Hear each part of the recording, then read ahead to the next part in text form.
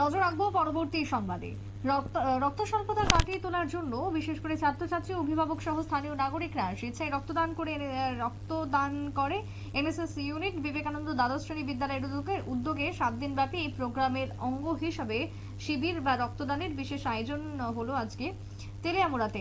উপস্থিত ছিলেন তেলিয়ামুড়া পুর পরিষদের চেয়ারম্যান রূপক সরকার, তেলিয়ামুড়া পঞ্চায়েত সমিতির ভাইস চেয়ারম্যান নির্মল সূত্রধর থেকে শুরু করে অন্যান্যরা। কি বক্তব্য উঠে এসেছে চেয়ারম্যান রূপক সরকারের, শুনুন।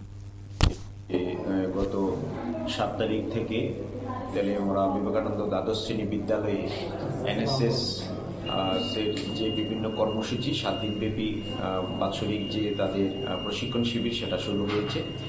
আজকে ওনারা রক্তদান একটা শিবির করেছেন তেলিয়ামুড়া সাব ডিভিশনাল হসপিটালে। আমাদের সাথে আছেন তেলিয়ামুড়ার বিশিষ্ট সমাজসেবী অচিন্ত ভট্টাচার্য মহোদয় এবং তেলিয়ামুড়া পঞ্চায়েত সমিতির মাননীয় ভাইস চেয়ারম্যান নির্মল সূত্রধর মহোদয়।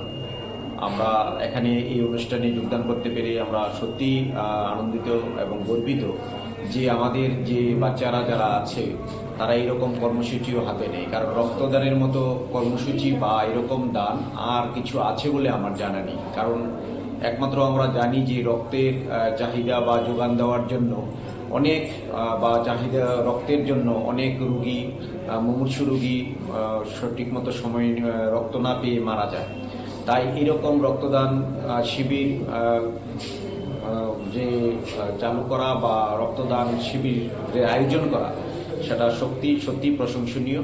এবং আমরা চাইব এরকম এনএসএস শিবিরে তারা যে সমস্ত কর্মসূচিগুলি হাতে নিয়েছেন, যেমন সাফাই অভিযান নিয়েছেন, বৃক্ষরোপণ নিয়েছেন, সমাজসেবামূলক বিভিন্ন গ্রামে গিয়ে আমাদের আপনারা শুনলেন সংশ্লিষ্টের বক্তব্য। এনএসএস ইউনিটের উদ্যোগে যে শিবিরের আয়োজন করা হয়েছিল সেখানে আজকে স্বেচ্ছায় রক্ত দিলেন অনেকেই। ছোট্ট বিরতির পর ফিরে আসবো, সঙ্গে থাকুন।